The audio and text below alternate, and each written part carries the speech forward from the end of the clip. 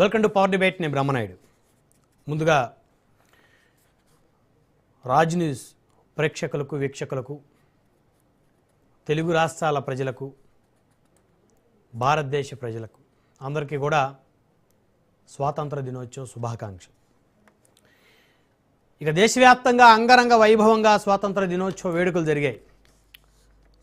ఆంధ్రప్రదేశ్లో అమరావతి పరేడ్ గ్రౌండ్లో నిర్వహించిన 80వ స్వాతంత్ర దినోత్సవ వేడుకల్లో ముఖ్యమంత్రి చంద్రబాబు పాల్గొన్నారు. కాకినాడ పోలీస్ పరేడ్ గ్రౌండ్లో 80వ స్వాతంత్ర దినోత్సవ వేడుకల్లో ఉప ముఖ్యమంత్రి పవన్ కళ్యాణ్ పాల్గొన్నారు.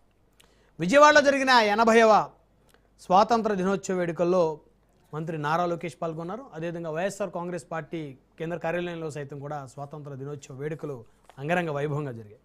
వివిధ రాజకీయ పార్టీలు వారి పార్టీ కార్యాలయాల్లో స్వాతంత్ర దినోత్సవ వేడుకలు జరుపుకున్నారు. అదేవిధంగా అధికారికంగా ముఖ్యమంత్రి, ఉప ముఖ్యమంత్రి, మంత్రులు వారి వారి నియోజకవర్గాల్లో, జిల్లా కేంద్రాల్లో స్వాతంత్ర దినోత్సవ వేడుకలను అంగరంగ వైభవంగా జరిపారు. ఇక మరొక అంశం చూస్తే, గీత దాటితే వేటు తప్పదంటూ జన సైనికులకు ఆ పార్టీ అధినేత అయిపోయి డిప్యూటీ సీఎం పవన్ దిశానిర్దేశం చేశారు. అంతర్గతంగా చర్చించుకోవాల్సిన కొన్ని విషయాలను బహిర్గతం చేయనున్నారు ఉప ముఖ్యమంత్రి, జనసేన అధినేత పవన్ కళ్యాణ్. కూటమి ప్రభుత్వ స్ఫూర్తిని పెంచేందుకు కృషి చేయాలన్నారు జనసేన అధినేత. పార్టీ అంతర్గత వ్యవహారాలు సోషల్ మీడియాలో చర్చించొద్దన్నారు. 4 రోజుల క్రితం కూటమి సంబంధించి ఇటు జనసేన, తెలుగుదేశం ఒక లెటర్ రిలీజ్ చేసి, అందులో సోషల్ మీడియాలో టీడీపీ పేరుతో జనసేనను తిడుతున్నారని, జనసేన పేరుతో టీడీపీని తిడుతున్నారని, దీని వెనక మరొక ప్రధాన రాజకీయ పార్టీ ఉందని కూడా ఒక లెటర్ అధికారికంగా అటు తెలుగుదేశం, ఇటు జనసేన రిలీజ్ చేసి, అభిమానులను రెచ్చగొట్టే విధంగా, కూటమి పార్టీల మీద చిచ్చుపెట్టే విధంగా సోషల్ మీడియా వేదికగా ఒక ప్రధాన రాజకీయ పార్టీ విషయాన్ని చిమ్ముతుందని ఆ లేఖలో పేర్కొన్నారు. ఇక మరొక అంశం చూస్తే, దేశ నిర్మాణంలో అందరూ భాగస్వాములు అవ్వాలన్నారు ముఖ్యమంత్రి చంద్రబాబు. స్వర్ణాంధ్ర స్వప్నం సాకారం చేసుకోవాలన్నారు సీఎం. ఎన్నికల్లో డబ్బులు తీసుకోవడం మానేయాలన్నారు ముఖ్యమంత్రి, ఉప ముఖ్యమంత్రి. ఇక అవినీతి డబ్బులు ప్రజలకు ఇస్తే సమాజానికి నష్టమన్నారు. ఓటు మన హక్కు, డబ్బుకు అమ్ముకోవద్దన్నారు ఉప ముఖ్యమంత్రి పవన్ కళ్యాణ్. ఈ అంశాలన్నీ చర్చిద్దాం. ఇదే వాళ్ళ పవర్ డిబేట్, దిశానిర్దేశం. ఈ డిబేట్లో మనతో పాల్గొంటున్నారు మాదిరెడ్డి శ్రీనివాసరెడ్డి గారు, వైఎస్ఆర్ కాంగ్రెస్ పార్టీ సీనియర్ నాయకులు, థ్యాంక్ యూ సార్. అదేవిధంగా మస్తాన్ రావు గారు, రాజకీయ విశేషకులు, కృష్ణారాయణ గారు, రాజకీయ విశేషకులు, సురేంద్ర నాయుడు గారు, టీడీపీ అధికార ప్రతినిధి. సో మొదట మనం మాదిరెడ్డి శ్రీనివాసరెడ్డి గారు, వైఎస్ఆర్ కాంగ్రెస్ పార్టీ నుంచి ఉన్నారు, వారితో మాట్లాడుతున్నాం. శ్రీనివాసరెడ్డి గారు, గుడ్ ఈవినింగ్ అండి. బ్రహ్మనాయుడు గారు, చాలా కాలమైంది మీతో డిబేట్ లో పాల్గొని. ముందుగా మీకు 80వ స్వాతంత్ర దినోత్సవ వేడుకలు శుభాకాంక్షలు. Thank you sir. మీకు డిబేట్ లో పాల్గొంటున్నటువంటి తోటి సోదరులందరికీ కూడా అడగండి సార్, మీరు ఏదో అడిగితే నేను మొదలు పెడతాను. స్వాతంత్ర దినోత్సవ వేడుకలు అంగరంగ వైభవంగా జరుగుతూ ఉన్నాయి. అయితే 4 రోజుల క్రితం తెలుగుదేశం, జనసేన ఒక లెటర్ రిలీజ్ చేశారు. ఆ లెటర్లో తెలుగుదేశం పార్టీని జనసేన వాళ్ళు తిడుతున్నారు, జనసేనని తెలుగుదేశం వాళ్ళు తిడుతున్నారు. దీని వెనక ఒక రాజకీయ పార్టీ కూడా ఉందనేటువంటి ఉద్దేశంతో ఒక లెటర్ని రిలీజ్ చేశారు. లెటర్ బహుశా మీరు చూసారో లేదా. నిన్న జనసేన పార్టీ కూడా ఒక లెటర్ రిలీజ్ చేసింది. ఏదైనా సమస్య ఉంటే అంతర్గతంగా చర్చించుకోవాలి, కూటమి స్ఫూర్తిని దెబ్బతీయకూడదని. అంటే ఏం జరుగుతుంది అనుకోవచ్చు శ్రీనివాసరెడ్డి గారు? మీ పార్టీ హ్యాండ్ ఏమైనా ఉందా? నేను ఆ వైసీపీ ట్రాప్ లో పడొద్దు అనేది నేను కూడా చూశానండి. వైసీపీ ట్రాప్ లో పడొద్దు అని అంటే, టీడీపీ వాళ్ళు ఎన్ని రకాలుగా ఇబ్బందులు పెట్టినా, పడక గదిలో ఆఖరికి ఏది సమన్వయకర్త హోదాలో ఉన్నటువంటి వ్యక్తి గదిలో సీసీ కెమెరాలు పెట్టినా కూడా భరించండి, పరిధి దాటొద్దు, హత్యలు చేసినా, మీ ప్రాణాలు పోయినా మీరు మాట్లాడొద్దు అంటే అది అంతా వాళ్ళ ఇష్టం. అది ఇక్కడ మేము వెనకాల ఉంటాం ఏంటండి? ఈ సంఘటనలన్నీ మేమేమన్నా వెనకుండా చేయించామా? మాకేమన్నా సంబంధం ఉందా వాటితోటి? ఆ సంఘటనలన్నీ ఎలా జరిగినాయో ఏంటో మీ అందరికీ తెలుసు. వాటికి నేను సమాధానం చెప్పాల్సినటువంటి అవసరం అంతకన్నా లేదు. దాని వెనకాల వైసీపీ లేదన్న సంగతి ఇరు వర్గాలకి తెలుసు, అటు టీడీపీకి తెలుసు, ఇటు జనసేన వారికి తెలుసు. ఉమ్, వాళ్ళలో వాళ్ళు సర్దుకుంటే దాన్ని మేము ఓకే అంటే భయపడుతున్నారు. మా మా వాళ్ళలో వాళ్ళు గొడవలు పడితే జగన్మోహన్ రెడ్డి గారు కాసుకొని ఉన్నారు, ఆయన అధికారంలోకి వస్తాడు కాబట్టి వాళ్ళ భయాలు వాళ్ళకున్నాయి.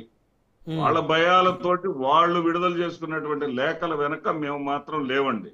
కాకపోతే వాళ్ళ భయం ఏంటంటే ఆ లేఖలు విడుదల చేయటం ద్వారా వైసీపీ అంటే మేమే భయపడుతున్నారా బాబు, ఉమ్, మీరు క్షేత్రస్థాయిలో ఉన్న వాళ్ళు మీరు కూడా భయపడాల్సిందే, ఉమ్, మీరేం గొడవలు పడొద్దు, ఉమ్, మీరందరూ కూడా ఐకమత్యంగా ఉంటేనే జగన్మోహన్ రెడ్డి గారిని ఈ స్థాయిలో మేము ఎదుర్కోగలుగుతాం, ఉమ్, వైసీపీ కార్యకర్తలని క్షేత్రస్థాయిలో మీరు ఎదుర్కోగలుగుతారు, ఉమ్, మీరు గాని విడిపోతే, మీరు గాని గొడవలు పడితే వాళ్ళ ముందు మనం దుమ్ము అయిపోతాం అనేటటువంటి తప్ప ఉమ్. నాకేమీ కనపడలేదు బ్రహ్మనాయుడు గారు.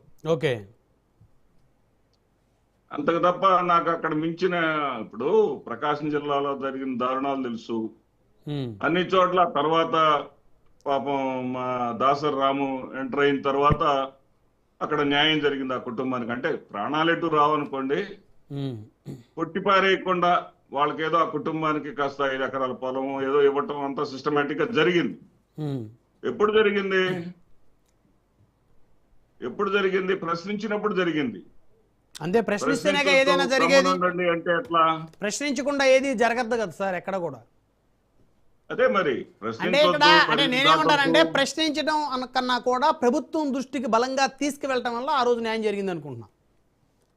అంతే మరి, ప్రభుత్వం దృష్టికి తీసుకెళ్ళింది ఎవరు? ఉమ్, వీళ్ళందరూ రాబట్టే కదా, అందరూ రాబట్టే కదా, పబ్లిక్ ఇష్యూ పబ్లిక్ అవ్వబట్టే కదా తీసుకెళ్ళింది. ఉమ్, మరి దానిని ఆ విధంగా మీరు మాట్లాడొద్దు, నోరు మూసుకొని ఉండండి అని అంటే అది వాళ్ళ ఇష్టం అది. ఉమ్, ఇక మరో విషయం ఏంటంటే, వ్యవస్థలు ఏ స్థాయిలో నిర్వీర్యమయ్యాయో అని చెప్పేసి ముఖ్యమంత్రి గారు అన్నారు. ఉమ్, ముఖ్యమంత్రి గారు వ్యవస్థలు ఏ స్థాయిలో నిర్వీర్యమయ్యాయని అనడం అని వింటుంటే ఉమ్, నాకు కొంచెం హాస్యాస్పదంగా ఉంది. ఉమ్, అంబటి రాంబాబు గారి అరెస్టు చట్ట విరుద్ధం అని కోర్టు ఈరోజు చెప్పిందండి. ఉమ్. అంటే వ్యవస్థల్ని వాళ్ళ కంట్రోల్లో ఉంచుకున్నట్ట కాదా? ఓకే. అదేవిధంగా ఏ రోజునైతే చంద్రబాబు నాయుడు గారు 53 రోజులు జైలు శిక్ష అనుభవించిన తర్వాత ఉమ్, ఆ చంద్రబాబు నాయుడు గారికి బెయిల్ ఇచ్చినటువంటి జస్టిస్ మల్లికార్జునరావు గారిని ఈ రోజున లోకాయుక్త పదవిలో ఆయన నియమించడానికి నిర్ణయం తీసుకున్నారు. ఉమ్, ఇది వ్యవస్థల్ని మేనేజ్ చేయటమా కాదా? అంతేకాకుండా ఇక్కడ నేనేమంటున్నానంటే, వ్యవస్థల్ని మేనేజ్ ఏ స్థాయిలో చేస్తున్నారంటే, ఉమ్, ఓటుకు నోటు కేసు ఇప్పటి వరకు జరిగిందంతా తూచి మళ్ళీ మొదటి నుంచి జరగాల్సిందే అన్నారండి. ఉమ్, వ్యవస్థల మీద ఏమాత్రం వీళ్ళకి గౌరవం ఉన్నా, మరి గౌరవ ముఖ్యమంత్రి తెలంగాణ ముఖ్యమంత్రి రేవంత్ రెడ్డి గారు, ఉమ్, ఆంధ్రప్రదేశ్ ముఖ్యమంత్రి చంద్రబాబు నాయుడు గారు హాజరవుతారా? ఉమ్, వ్యవస్థలను గౌరవిస్తారా? ఉమ్, ఇటు లోద్రా గారు తీసుకుంటే రేవంత్ రెడ్డి గారికి ఆయనే లాయరు, చంద్రబాబు నాయుడు గారికి ఆయనే లాయరు, ఉమ్, మరి వివేకానంద రెడ్డి కేసులో సునీత గారికి ఆయనే లాయరు, ఉమ్, మరి ఆయన నరికి చంపానని చెప్పుకున్నటువంటి దస్తగిరికి ఆయనే లాయరు. ఉమ్, మరి ఈ పరిస్థితులు మారాలంటే నాకు ఈ రోజున ఒకటి గుర్తొస్తుందండి. ఏంటంటే ఈ ఈ బొద్దింకల పార్టీ గుర్తొస్తుందండి.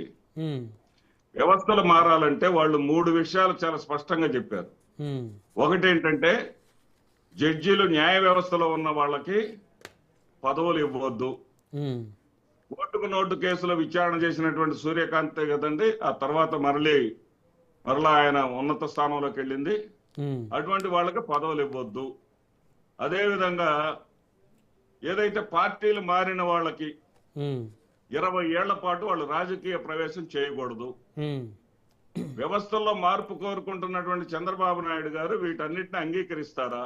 ఉమ్, వాటిని అంగీకరిస్తే ఆయన పార్టీలో నుంచి ఎంతమందిని బయటకు పంపించేసేయాలి, ఎంతమందిని రాజకీయాలు మాన్పించేయాలి, అదే అంటే విధంగా అప్పుడు అన్ని పార్టీలో మీ పార్టీలో కూడా ఉన్నారు కదా సార్ అలా అనుకుంటే. గోధి మీడియా మీద వాళ్ళు అంటే ఆంధ్రప్రదేశ్ లో గోధి మీడియాకి మించిన భయంకరమైనటువంటి మీడియా జాడ్యం ఉంది. ఉమ్, ఈ ఆంధ్రప్రదేశ్ రాష్ట్రంలో ఉమ్, ఆ మీడియా వాళ్ళందరూ కూడా వాళ్ళ వెనకాల ఎవరున్నారు, వాళ్ళ అకౌంట్స్ ఏంటి, వాళ్ళ ఆస్తి పాస్తులు ఏంటి అన్ని చెప్పడానికి వాళ్ళు సిద్ధమేనా? ఉమ్, ఈ మూడింటికి కానీ చంద్రబాబు నాయుడు గారు అంగీకరిస్తే ఉమ్, ఆయనకి వ్యవస్థలని బాగు చేసేటటువంటి, నేను బాగు చేస్తాననేటటువంటి మాట అనడానికి, వైఎస్ఆర్సీపీ వ్యవస్థలు నిర్వీర్యం చేసింది అనడానికి అర్హత ఉంటుందండి. ఓకే, ముందు వీటికి ఆయన యాక్సెప్ట్ అవుతారో లేదో చెప్పానండి. రైట్. వన్ బై వన్ మాట్లాడదాం శ్రీనివాస్ రెడ్డి గారు.